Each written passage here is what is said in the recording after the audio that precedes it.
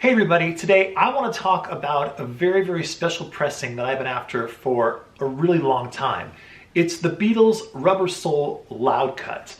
And a couple of months ago, someone left a comment on one of my videos, and I cannot find this comment for the life of me because I want to thank this person.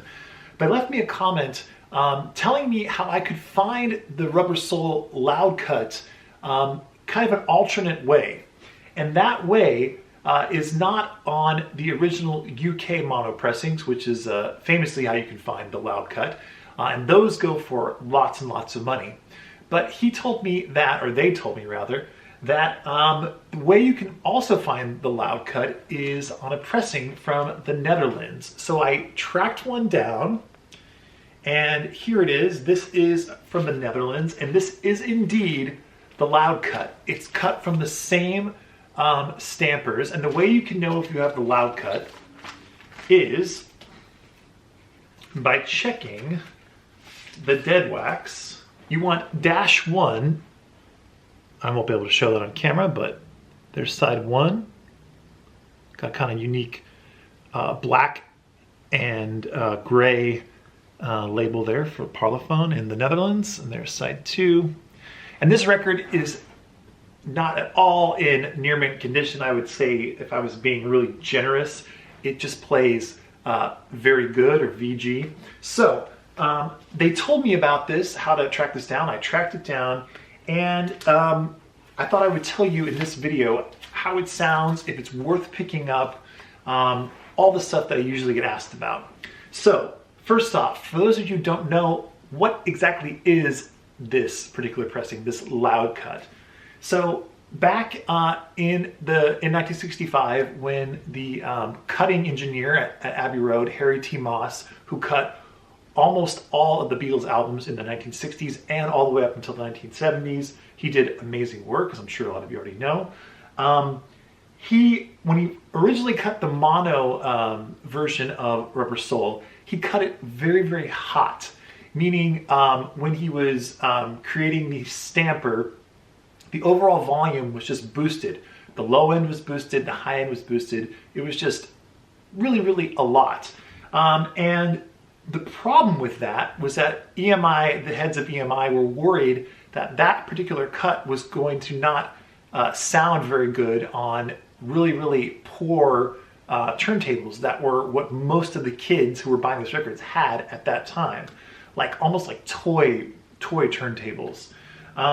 And so those original pressings with the -1, they were withdrawn, and they did a new cut, a recut by Harry T. Moss, which is this particular pressing that I have right here, which I will talk about. And it was, much more mild, and that's the one we all know and love now. But this Loud Cut was the original one that came out, and it is definitely loud. That doesn't mean it's all that good. So for me personally, when I first listened to this, my expectations were pretty low, because I've heard other people talk about it and just say that sonically it's not all that great. It's pretty much a novelty item, and I totally agree with that. This particular copy that I have, it's not in the best condition, but it definitely did the job. And overall, the sound, it's just too much. It distorts most of the time. The low end is just really, really kind of muddy, and the high end is just way, way over the top. So it's not a great listening experience. And there's a lot of people online, like I read on message boards, that really, really kind of praise this particular Loud Cut as sounding just amazing, and it's the way to listen to Rubber Soul. I don't agree with that, but I do think that it's a cool alternative to have, and it's definitely something cool to have in your collection. And picking up one of these from the Netherlands is the way to go, because I got this one, I think for like, I think it was like $45 with shipping. So totally worth it, in my opinion, if you want to get this Loud Cut and you can't find a UK pressing. And like I said, the UK pressings are just really, really expensive, and rightfully so. They are definitely a collector's item. But if you just care about the sound, then this is probably not for you. But if you are interested in the novelty of it and just having like kind of an alternative way to listen to Rubber Soul, then finding one of these from the Netherlands is kind of the way to go. So if I had to compare this to, this is my original UK mono pressing of Rubber Soul. If I had to compare these two, the original UK mono pressing, hands down, is so much better sonically than the loud cut. And that also goes for the 2014 mono remaster, which I think is absolutely stunning. And this is the way to go if you want to hear the Beatles Rubber Soul in mono.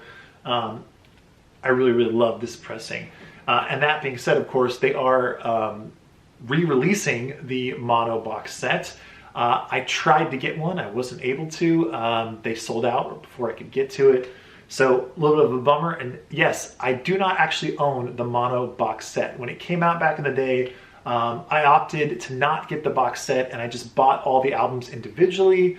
So I actually do have all of these albums. I think except I don't have A Hard Day's Night. I think I don't have Beatles for Sale. But other than that, I have all the other ones in the box. And of course, I don't have the book that came with it.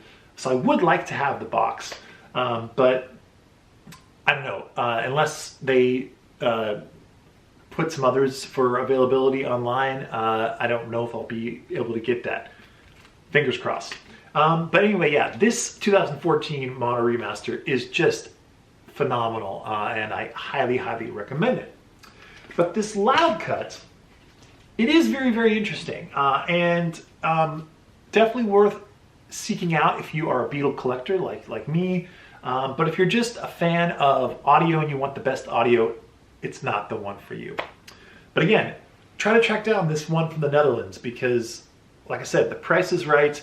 And the person that left the comment, by the way, please comment below and let me know who you are so I can thank you. They did mention in the comment when they left it a couple months ago, if I can remember right, they did say that these are very, very common where they are, like in Holland and the Netherlands, where these were all, I guess, like pressed all the way up until like the 70s. This was the pressing that they had available out there. So I think these are pretty common to find. And I hope to actually find maybe one in better condition and hopefully even maybe a UK loud cut. But for now, this one's going to do the job. So yeah, hope you can track one of these down for yourself, and stay tuned for more videos because I have a lot of videos coming your way. So hope you're all doing well. Take care and bye for now.